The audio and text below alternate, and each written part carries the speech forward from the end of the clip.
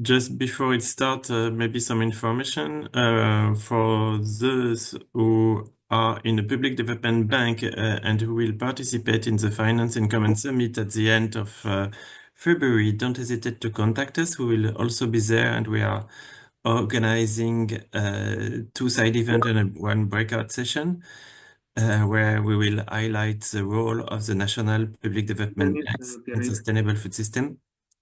Okay. And we are also preparing a new working group on inclusive finance, which should start later during this year. So we cannot hear you, Terry. If you are talking, you are muted still. You don't hear? Do you hear me now? Okay. So we also have problems with microphones.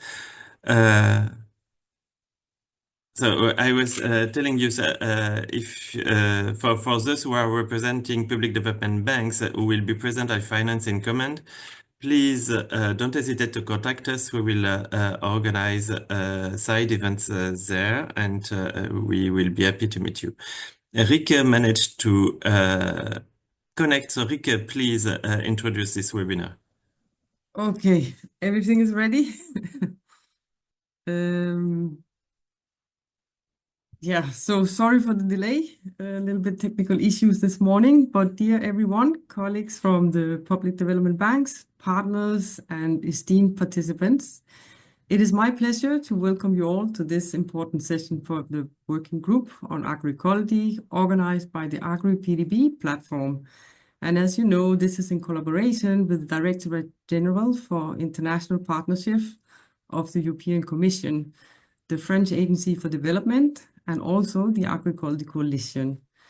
So this session marks the 3rd meeting in our working group, and it is a collective effort aimed at deepening our collective understanding of agroecological transition and the financial tools needed to support it.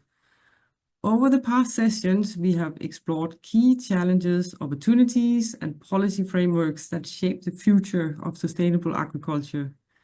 And today, we turn our focus to agroecological tools that are essential mechanisms that help financial institutions, development partners, and policymakers assess, implement, and scale agroecology practices. We are delighted to continue this dialogue in multiple languages. As you know, or maybe are aware, before this session today, we have had similar sessions both in Spanish and in French. And this is to make sure that this dialogue continues to be inclusive of everyone in all languages. As we move forward, our speakers today will provide critical insights on agroecological assessment frameworks. Olivier Pirat will present the available tools, and Olivier Oliveros from the Agroecology Coalition will showcase new features and case studies demonstrating how these tools are applied in practice. Public development banks have a vital role to play in supporting agroecological transition. By leveraging innovative financial mechanisms, they can drive investments that are promoting sustainable agriculture and enhance climate resilience and ensure food security for future generations as well as current generations. The discussion we have today will contribute directly to sharpening strategies for financing the agroecological transition more effectively. I will encourage you all to actively participate and engage, share your perspectives, and contribute to this important exchange. Your insights and experiences will help strengthen our collective efforts towards a more sustainable and resilient agricultural future. Thank you very much for being here. Sorry for the delay in opening, and I look forward to all of you in producing a very insightful discussion together. Thank you. Thank you, Olivier. The floor is yours. Mohamed Ali, do you want to say some word about the organization of the meeting? Yeah, just we will start with Olivier about the first presentation. We will skip the first question, then we will move to Olivier Oliveros.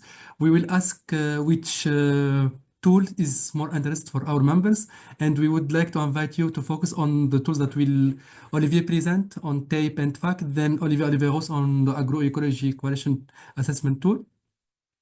Then we will open the floor for Q&A. If you have any question for Olivier Pira or Olivier Oliveros, do not hesitate to post them in the chat. Thank you, and over to you, Olivier Pira. Merci Thierry.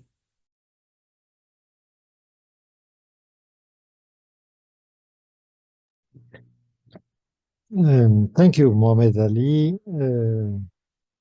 Good morning or good evening to all. It's a pleasure to be in this group after, as Rique mentioned, we had a similar workshop in Spanish and French. So this is very interesting to have those kind of workshops in 3 languages to have a coverage for in many countries and many regions.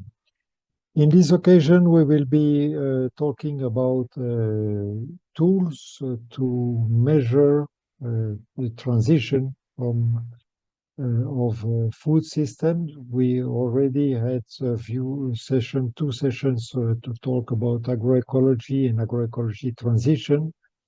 And so in this occasion, we want to focus on the tools, but of course we have to recall some context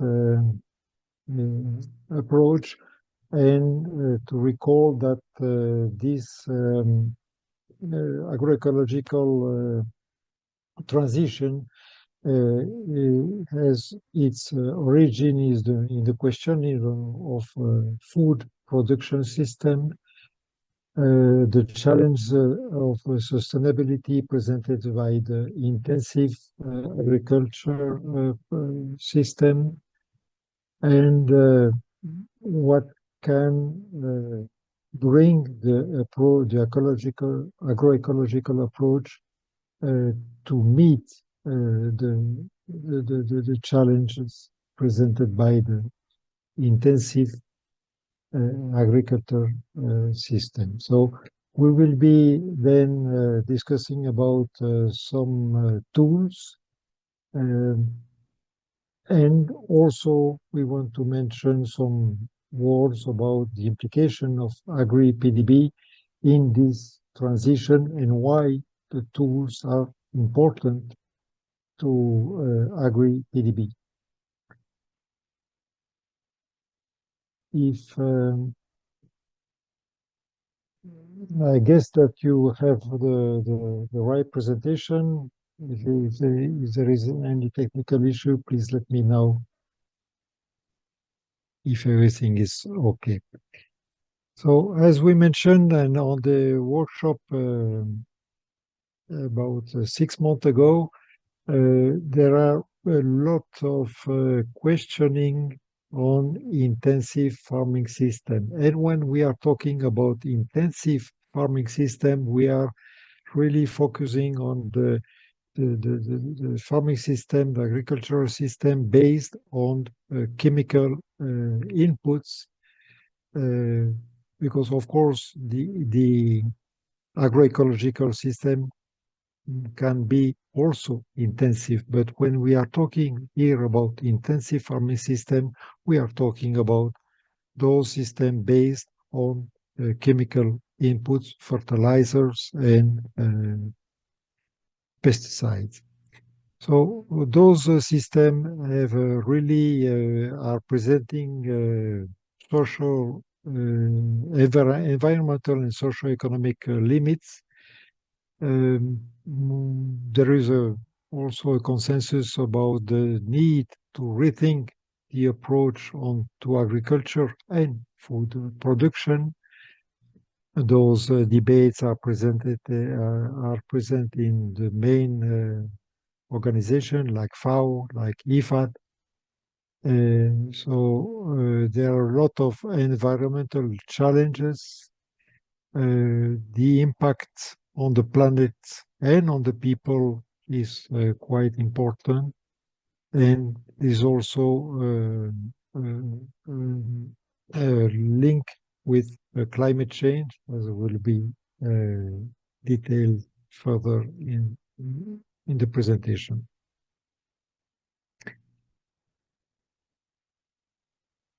The intensive agricultural systems were developed in the decades of the 1950 after the World War II, and is of course quite directly linked to the growth of the chemical industry, and of course also the improved seeds in the frame of the Green Revolution. So those systems were seen in that time as the solution of the problems of food production. And of course, it was a response to a problem presented in that period. But those intensive farming systems, what we are talking about, are really those systems as a large scale monoculture, chemical based. They present a specialization on the farms. They are focusing on productivity. They have a very low biodiversity, the high pollution, and they make an intensive use of water. So that's how we can define the intensive agriculture system. And those systems are presenting very huge problems. And this is only a very light description. We could, of course, be discussing much more time, but this is really like a reminder that the effect of those intensive systems have an impact on the soil, on the greenhouse gas emission, and exacerbation of the problem associated with climate change. So the criticism and the debate surrounding intensive farming are around environmental sustainability, also long-term profitability of those systems, and of course the impact on soil and population health.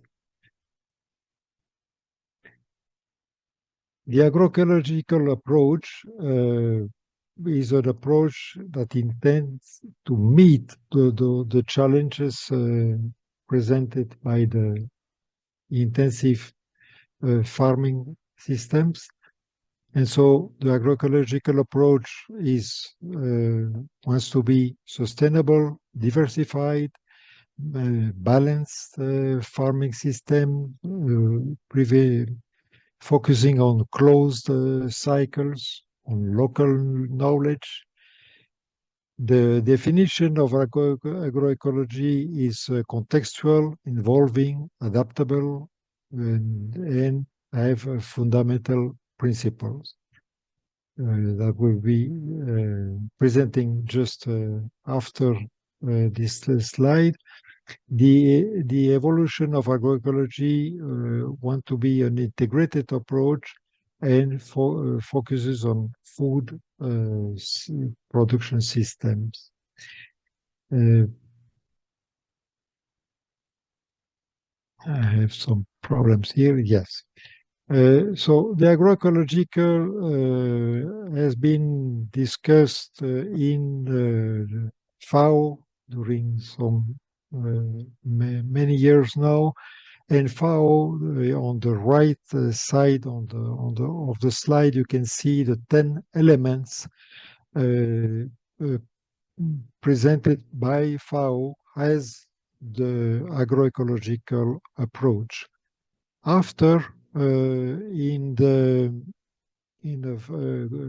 a group of high-level experts in the of the United Nations, they defined 13 principles for agroecology. So of course we don't have time to define and to describe all those 13 principles or 10 elements, but just to mention that those principles cover environmental, but also socio-economic criteria that records that agroecology is a very holistic approach of production systems. So now what we want to talk and to describe and to explain is how we can assess the agroecological transition, how we can measure the degree of integration of agroecological principles in projects and programs as a way to evaluate the progress and the transition from intensive systems to agroecological systems. To evaluate the 13 principles or the 10 elements, there are some tools that use the 13 principles or the 10 elements. We have to remind that the principles and the elements are quite aligned. There is no much difference between those two sets of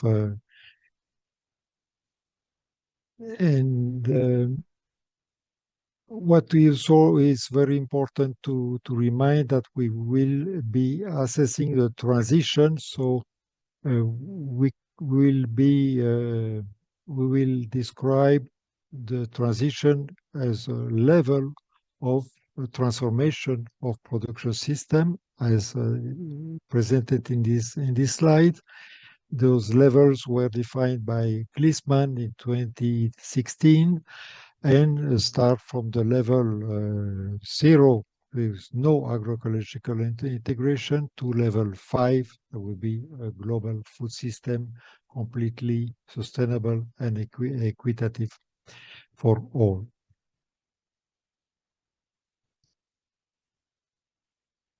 The tools assessing the degree of transition, we will mention the tool for agroecological performance evaluation for FAO, which is a tool that aims to inform the political and decision makers. More useful for development institutions and other stakeholders. It is really useful to develop knowledge and empower producers through the collective process of producing data and evidence on their own practices. This tool allows to support agroecological transition at different scales and on different places by offering a diagnosis. It works as a progressive step-by-step process, starting with a primary and secondary information on production system, the type of households, then with a farm and household survey describing the current state based on the 10 elements of agroecology. Then after this survey, the survey will be processed and the statistical result will be, of course, analyzed, and then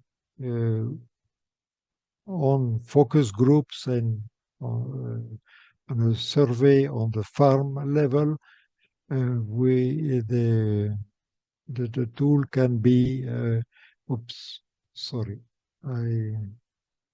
I went a little too far. And so the statistic will be, of course, measured on farm and household survey to address the key dimension for policymakers at territorial and community level. The results of this tool is like a visual table where we see the color red and green, of course, very intuitive, where red is no transition, green is transition. So here we have, for instance, a comparison of two farms. And so this is a very useful tool to assess on a regional level the level of transition.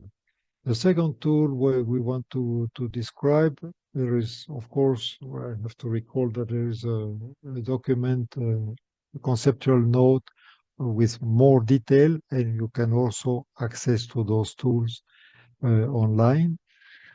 We want to present the Biovision FA Act, so it's Agroecological Criteria Tool. This is a tool designed for participatory evaluation at a farm level. The FA Act is designed to support and complement existing local knowledge rather than replace it. The result generated by FACT is, in this context, can be used to highlighting the strength of agroecology, stimulate discussion on the objectives and challenges of the operation, and create practical action plan to achieve objectives. The tool is based on an Excel sheet for the 10 elements of agroecology. They are making a list of questions that must be assessed by the technician. And so the result of the evaluation is shown graphically as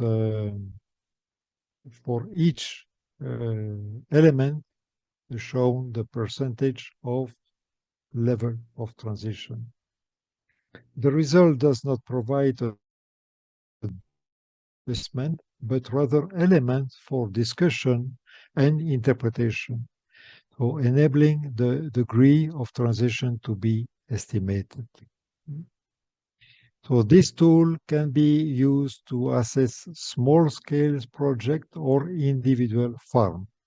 The action criteria tool is also available for larger project, but this is the tool that most probably that can be most interesting for public development banks.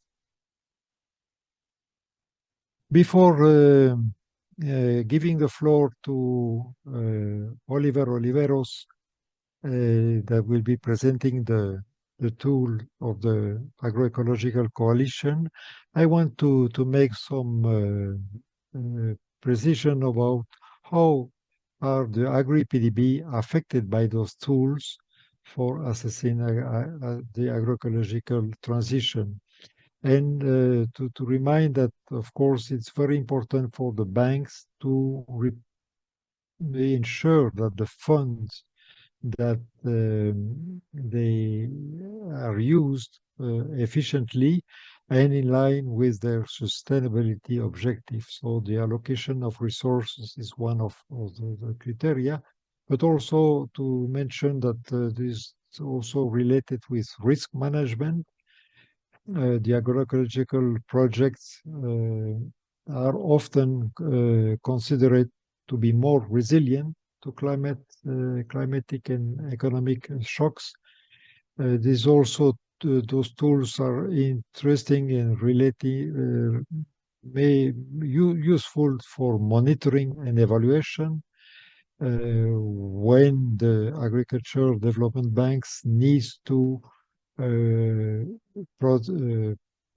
monitor the progress of projects, and of course are useful for accountability and transparency, but also useful for presenting projects and obtaining external funding.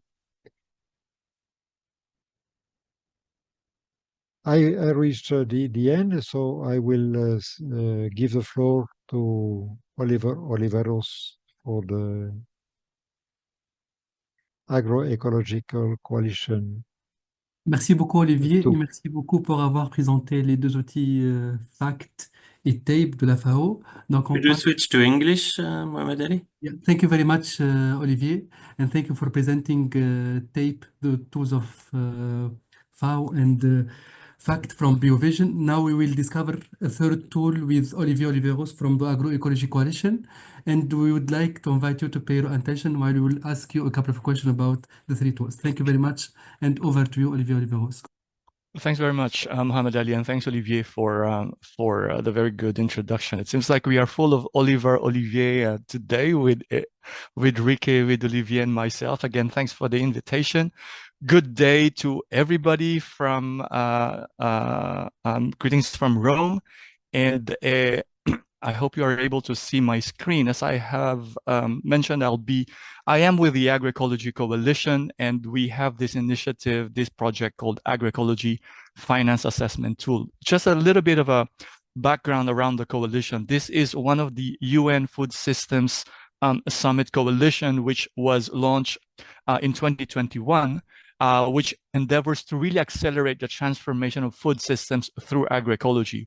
You can see on your screen a snapshot of the coalition, and one of our main objectives really is to encourage increased investments in agroecology. And this is one of the reasons why we have this specific tool that is really trying to capture the trends and the trajectory of financing and investments, the level of investments around agroecology, both by public and by private sector. That's sort of like the aspirations. On the right side of the screen, you would be able to see the composition of the coalition. We have a couple of countries from the Asian region, and we have members from across different constituency groups, from member governments to civil society and donor community. So why do we need an agroecology finance assessment framework and tool? As I said, the idea really here is to document the evolution of investments in agroecology to foster increased investments.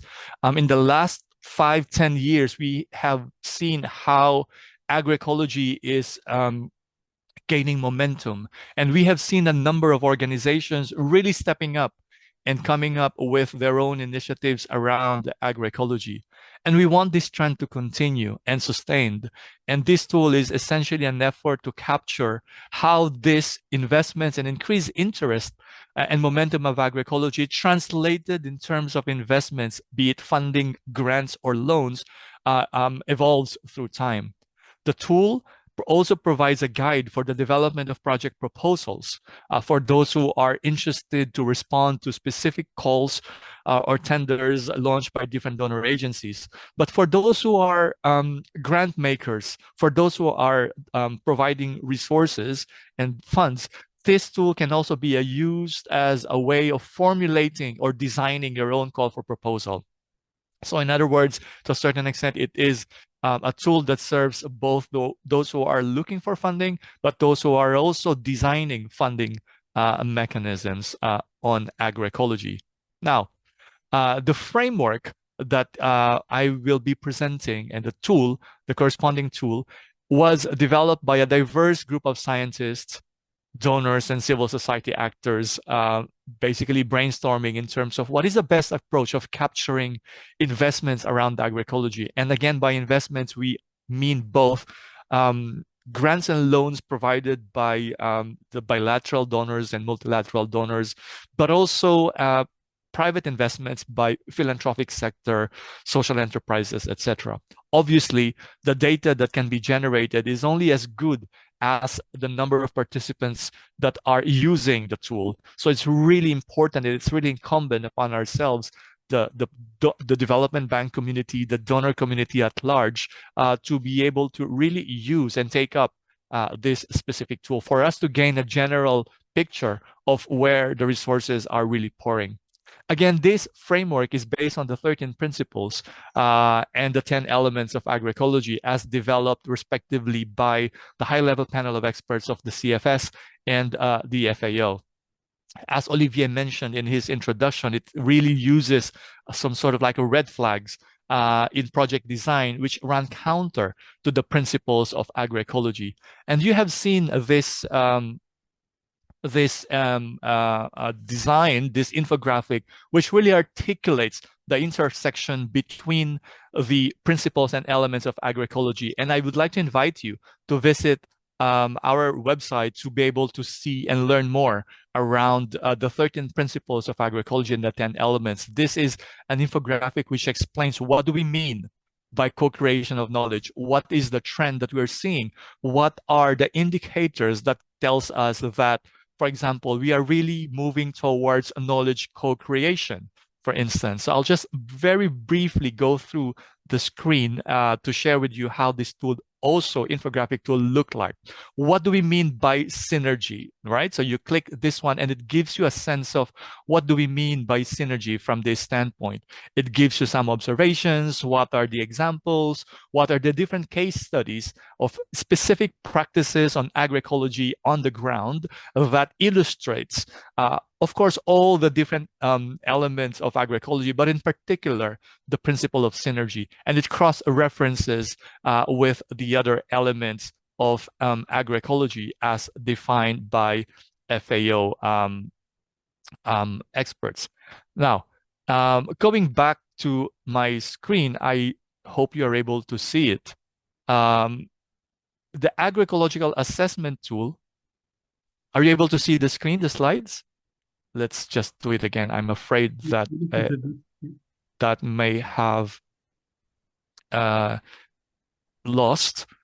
It's loading, Olivier. Now it's working with 13 principles. Wonderful. Thanks so much. So the tool, which was based on the framework which I have just described, that was developed by Stat4SD. This is a statistics organization and group of experts that are really designing and translating help us translate the elements and principles into the tool. It is really aimed at donors and investors striving to address and support agroecological transformation. It assesses the extent to which projects or portfolio of projects really contribute to agroecological transformation. You've heard about the FACT tool, which really looks at individual investments on agroecology. Now, this one is one step higher in the sense that it looks at the ensemble, the portfolio of projects. If an organization, if a bank has, let's say, 100 or 1,000 projects supported around agroecology, this tool allows you to capture what does that 1,000 or 100 group of projects would look like, and collectively, how do they contribute to agroecological transformation. So this is sort of like an illustration of how do you position this tool vis-a-vis the other tools that Olivier has presented. And then again, this is really aimed at analyzing a project portfolio and can also be used to evaluate a proposal. Now, one of the key important elements when we talk about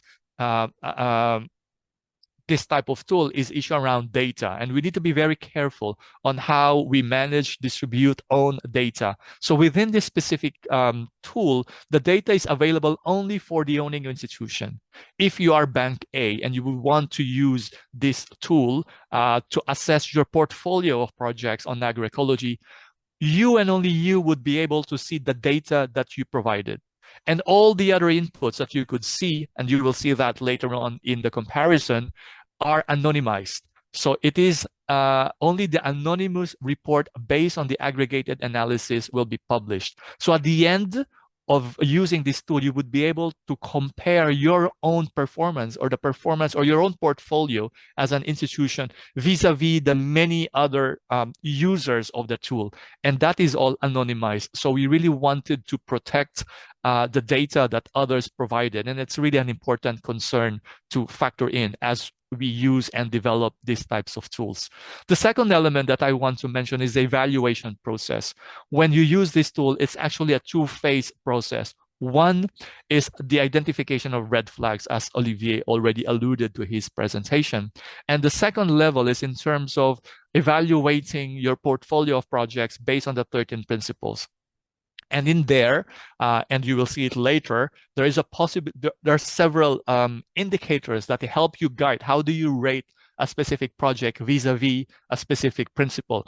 And there is a possibility to add additional criteria if you think that the criteria or the indicators that were used need to be further enhanced, because there are some elements that are peculiar to your own functioning as an organization would be useful to capture. So in a way, this serves as a guide, but it's also a tool to collect additional inputs from the users to be able to make the tool more responsive and relevant to those who are using it. Again, the tool is available in our website. You could see here a QR code which you can capture, and that leads you to the tool, which looks something like this. So after logging in, for instance, and asking for permission, you will be driven to the step 1. And this is the assessment of the red flags for a test project. For example, you have a project in Malawi or in Kenya on agroecological transition in a specific area. So to be able to analyze that specific project, you will go to the first phase where it gives you a very simple questionnaire, whether a project that you are funding or supporting is one focuses on introducing genetically modified organisms or genome editing techniques, or this is more about promoting monoculture, or really just focusing on production rather than looking at the whole systems approach, or whether this is not supportive of seed systems. So you will just simply say yes or no, and on the basis of this very simple questionnaire, it drives you to the next phase. Obviously, if there is one single red flag that was identified, you could no longer proceed to the next step because it runs counter to the very principle of agroecology that this tool is trying to promote. Now, assuming that you pass through the first stage, you go to the next phase automatically. And this is, as I've said, the one that is based on a certain the set of 13 principles. And this is very simple because each rating is basically allows you to assess and evaluate on your own on a scale of 0 to 2, 2 being the highest, what and how you would rate the project that you are evaluating on the basis of specific principles. Let's get there as an example. And obviously, in some cases, maybe there are some other criteria that your bank, your organization would want to capture outside of the 13 principles. And obviously here you have an opportunity to add additional criteria. Now, let's take the soil health principle as an example. So here you would see in the tool, once you use it and once you start assessing the project on the basis of the 13 principles, this is how it would look like. On the soil health, again, it will ask you to slide or rate the project that you're reviewing from 0 to 2, and 2 being the highest.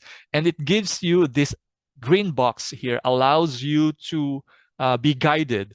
How would you say, that that project is more of a 2 than 1, or maybe 1.5?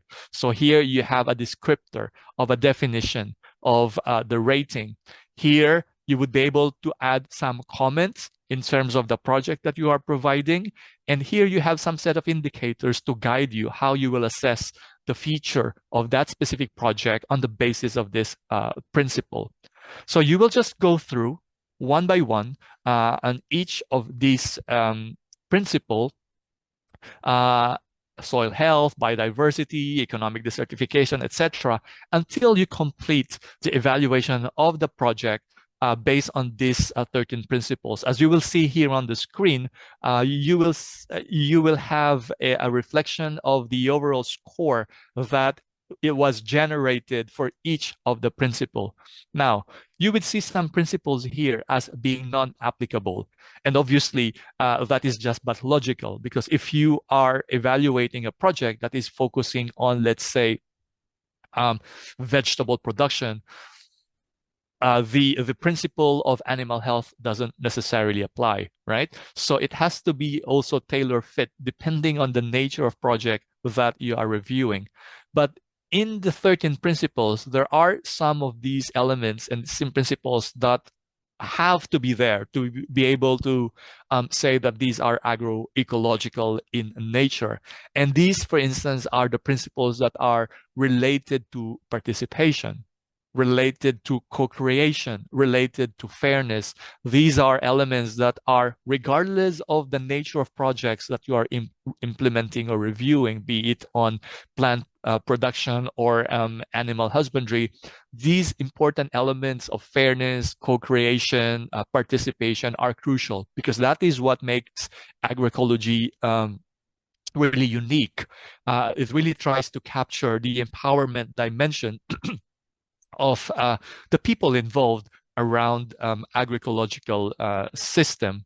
So once you are able to rate or evaluate the project on the basis of the 13 principles, what comes out is a spidergram that you could see here to give you a visual sense of how your project look like overall.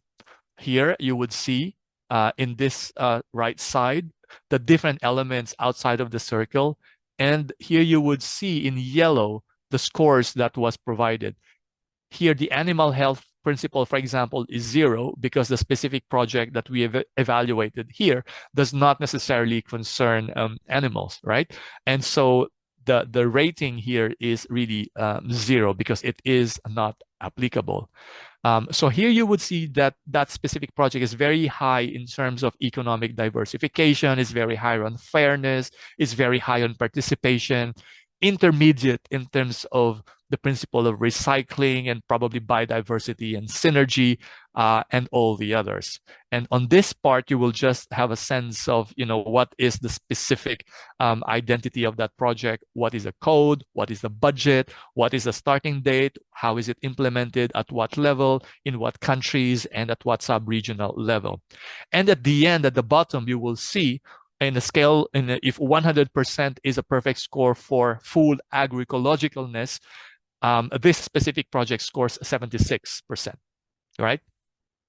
Here is another example of a project where some of the principles are not applicable, like the principle of recycling and land resource governance. That's why you have this type of spidergram, this type of graph appearing like this. It's very high on co-creation, it's very high on soil health, but really, really low in terms of connectivity, in terms of biodiversity, and all the other principles.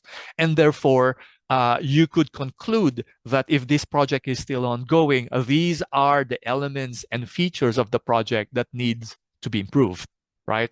Very high score on co-creation, very high score on soil health, and therefore you need to look at ways by which you could foster greater synergy of this project vis-a-vis similar projects, or come up with measures that will increase its performance insofar as biodiversity is concerned.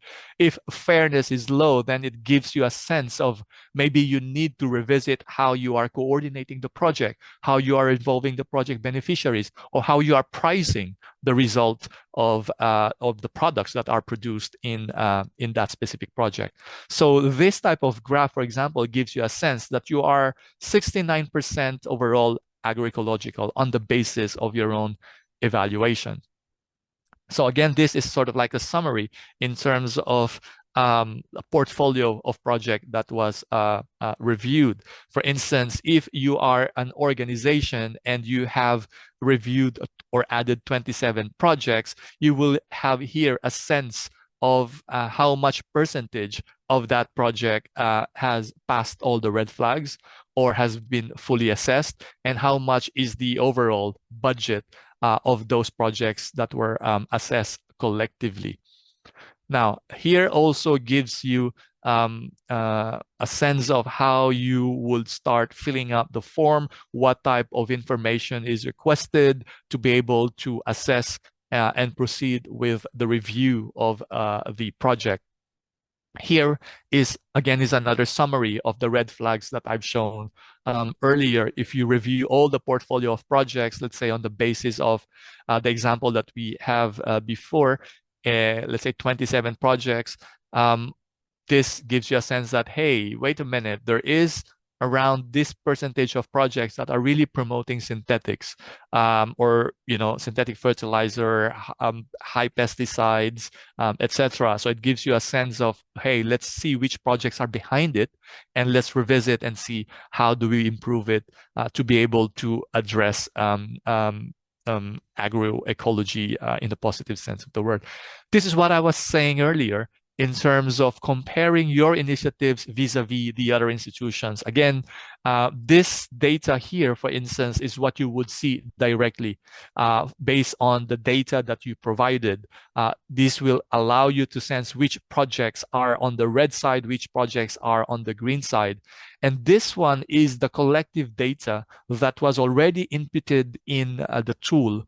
So these are the initiatives or other institutions. So on the basis of all the 13 principles, you will be able to compare anonymously your own portfolio of projects vis-a-vis the other organizations. So it will give you a sense that, oh, in your portfolio of projects, you probably are not performing well insofar as the animal health principle vis-a-vis your other colleagues. Or you could also say that your portfolio of project is at par with promoting input reduction vis-a-vis your colleagues as well. So it gives you a sense also of it gives you a sense of how you as an organization, based on the portfolio of projects, are performing in terms of really promoting and translating your commitment to food systems transformation through agroecology on the basis of the projects and the portfolio of projects that you are promoting. So again, this is a way to, number one, self-assess your own performance as an organization, your portfolio of projects on the basis of the principles, but also as a tool to compare yourself vis-a-vis your colleagues. Not that you wanted to compete, but the idea there is to really know how and which areas you need to further improve. Again, this tool is available online. You can go to our website, click this QR code, and you would be able to also download a PDF version of this guide for project proposal development or designing your own call for proposal. Let me stop there, and maybe there are some questions on the floor. Over to you at the Agri-PDB Coalition. Thanks a lot, Olivier Oliveros. Yeah, it was very interesting and very rich presentation. I will pass the floor to our colleague Claude Thor from French Agency of Development to give us some insight from his side. In the meantime, Olivier Oliveros, if you can take a look, please, at the chat. There is one question from Edgar Aguilar, and we will post then a question with our colleague Alejandro. Over to Claude Thor for now. Hi everyone. I'm very pleased to intervene and thank you for inviting me. Just maybe a feedback on our experience with on working with PDBs. Also, the main interest is how to trace and earmark the good green project for in agriculture sector, and for that it can be a bit complicated because it's a complex sector, and mainly the issue is to work thematically by topics, for instance on climate with the traditional metric, which is the carbon footprint. Also, we have to work more on the issue of biodiversity, on water, on soil protection, and the banks need to elaborate specific metric for that. The difficulty is the cost of information data, and also the information system to manage and to treat this information to be accountable on these key performance indicators. It's a question of trade-off between robustness of a KPI and the cost of mobilizing this data within the information system. And of course, the issue of the facility to use this kind of metrics for the human resource within the banks. And our experience is how to work on that with different approaches according to the level of the information system of the bank. Thank you very much. Over to you. Thanks a lot, Claude. Then I will maybe give the floor to our colleague Ricky Grant Oliveira for some insight. Then we move with Alejandro for the question. Thanks. Yes, thank you. Just one thing, Mohamed Ali. So Edgar has a good question about the pricing of the tools. So Edgar, if you want to also intervene, you can open your microphone and Exactly. Yeah, please. Oliver, did you manage to see the question? So Yeah. Yes, I did. I did read the question, and that's a very good one because the onus is always on the farmers and agroecology practitioners to be able to translate the price of reducing the risk to influence the final pricing of the loan offered to the farmers. I think this is really important, and we need to be able to capture the cost that is saved, quote unquote, by, for instance, not using pesticides and fertilizers, and how much of that is indeed used to something else. One tool that would be interesting to also look into is the true cost accounting approach, which allows you to really capture the other trade-offs and the other externalities that are not necessarily captured in the way banks and other institutions are analyzing the projects that they are using. It's really incumbent upon us to really make that case amongst those who are practitioners of agroecology, to make sure that we're able to make a case that by doing agroecology, we're really indeed reducing the risk as related to, let's say, increased biodiversity, and to be able to, for instance, show that there is less contamination insofar as using biopesticides is concerned. I think we could dwell a little bit more on this one. And Edgar, if you could write me an email very quickly, I'll be able to sort of like elaborate you by email and provide you some case studies that are documented on this part. So I'm conscious of time. Yeah, thanks, Olivier, for your flexibility. I will give the floor over to Ricky Grant Oliveira, and do not hesitate, colleague, to post any question in the chat. Over to you, Ricky. No, thank you very much. And I think it's a bit around the same question. I think it's a very interesting question, and I think it's a key one, actually, when we look at this from public development bank or any finance institution perspective. So it's very true what we are saying. Over the time, the risk is lower when you do agroecology because you have this buffer mechanism against the different kinds of shocks that is built into the system, the way you do agroecology. But I also think what we are trying to learn a lot about these years in IFAD, where we are investing a lot in agroecology, is the transition period, right? Because farmers come from different farming systems before they take up agroecology. Some farmers has actually always been agroecological one way or the other because they're indigenous farmers and they never really had the means to get onto the more input-intensive agrochemical type of farming. So in this transition period, depending where people come from and what kind of knowledge they have, there can also be risk, right? Because the transition requires support. And if they don't have those support mechanism, that's the problem. And a lot of what you are going to finance also that we are financing is exactly where do we need to place the funding to make that transition risk-free, almost, I would say, right? And how do we combine also with knowledge partners? Because we know that agroecology is knowledge intensive. So if we don't have the support structure and technical assistance around these farmers, it can create risk, and we do actually see this adoption.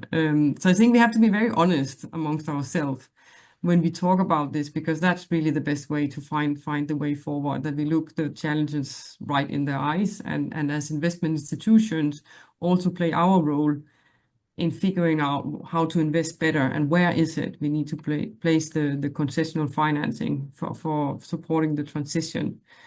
Yeah, so I just wanted to mention that, and I think, again, as finance institution, we have really an important role to play there.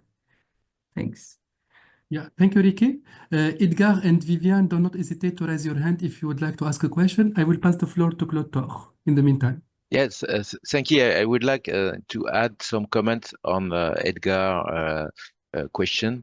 The issue on that is how to address risk and price accordingly with the mobilization and the financing for agroecology. This issue, because agroecological practices could be more risky on some practices for the producer, for the farmer, and also at short term, it's the prices are not there, as you said. So the solution could be there are some low-hanging fruits with some agroecological practices related to renewable energy, related to improved irrigation scheme and water savings, related also maybe with soil protection and covering soils, as we can see in the south of Latin America. Other are more in long term, and it's very difficult for a farmer to invest in long term, and we can see some improvement when in countries where there are big agricultural policies to address risk and to support the farmers for these investments. The main tools for that are mobilization of subsidies to reverse the price signal, could be provided from donors, from government, of course, or from institutions like Green Climate Fund. Also, there is the solution from carbon credit, but is developing, but at a low rate and low paying in reality.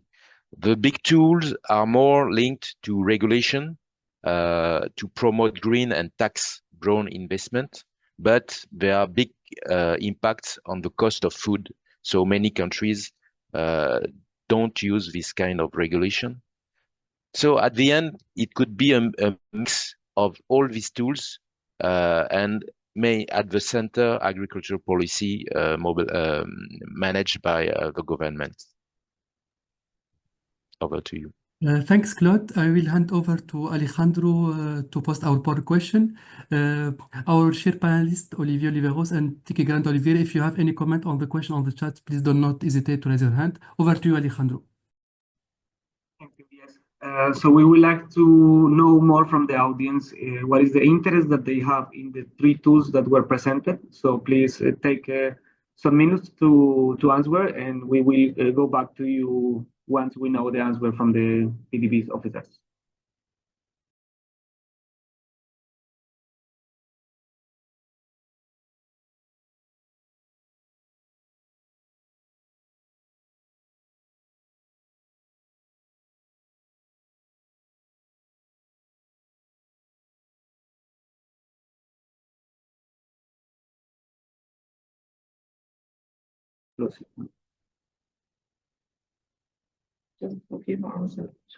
And Vivian, would you like to raise also your question? Yes, thank you. I wrote it in the chat. I thought it was enough, but it's fine to do it here. No, my question is for Oliver from the coalition. I thought that processed food is a red flag, and I totally understand this also from a nutritional point of view. But in many projects, especially value chain development projects, sometimes there is a big interest in, transformation and value addition, especially in low-income countries. So I was wondering, what's your recommendation to somehow reconcile this trade-off from an agroecological point of view? Thank you. Fantastic. A few things there that you could look into, like when you look at value chains, maybe more of like value networks, looking also at the way by which how the production is made. There can be an introduction of some sort of, for lack of a better word, labeling that gives a sense of how those types of products that enters into the value chains are produced. Look at, let's say, is a participatory guarantee scheme as a way of giving a sense of how products are produced in a way that respects the environment, that respects societal equity, etc., etc. So there could be some indicators that can be factored in, or that can be used in how you manage and process and market those products. Another way is working with nutrition organizations and consumer groups in terms of, again, labeling on how the nutritional value of the products that enters into that specific value chain, and come up with measures that are quote-unquote strict, or let's say healthy, that really respects those principles around agroecology. I mean, the question around ultra-processed food especially is really, really important to address, not only from the health perspective, but also from perspective of, let's say, trade, right? And who is benefiting more from this ultra-processed food, and how much fossil fuels is used in the production of those ultra-processed foods. So I think there's a bigger conversation that needs to be held along those lines. But I think some of those easy elements, quote unquote, to factor in is branding, certification, and labeling. Obviously, there are some cost implications to that, but there may be some other ways, like PGS, as I've mentioned. Over. Thank you, Olivier. I will pass the floor to Clotor, maybe. Yes, so I see your hand, or Alejandro, sorry. No. yeah, we are going just to share the result of the question. So Olivier, effectively, the conversation will have to continue, since many of the participants show interest in the agroecological tool made by your team. So now I pass the floor to you, Mohamed, to close the session. Thanks, Alejandro, and thanks, colleague, for your participation today. It was a real pleasure to share this working session with you, where we explored the essential role of PDB in the transition to more sustainable and resilient agroecological system. Our sincere thanks go to Olivier Grandi for the opening remarks and the feedback, Olivier Pira for the first presentation, and Olivier Oliveros and Claude Thor for all the insight. Yeah, your valuable contribution made a big difference today. So today as well, I would like to thank the organization effort of our team, Yue, Alejandro, and Thierry. We have presented the challenges and opportunity associated with implementing agroecology, highlighting the importance of evaluating and measuring the impact of investment in this field. We also learned about the tool such TAPE, FACT, and the Agroecology Coalition Assessment Tool, which can help the banks make more financial decisions more aligned with sustainability principle. We are aware that the agroecology transition represents a major challenge, but its adoption is crucial to guaranteeing food security, climate change resilience, and ecosystem restoration. Our platform remains fully committed to supporting banks wishing to integrate the tools presented today with Olivier Oliveros and Olivier Pira through direct bank training or exchange of experience, and for other working group session. Thank you again for your responsiveness and for all the questions you put in the chat. And we invite you to continue this conversation and seize opportunity to collaborate with our platform and the Agroecology Coalition team. We look forward to continuing to work together, and please do not hesitate to contact us if you have any further question. Thank you all, and see you soon. Have a good day and good evening. Over. Thanks, everyone.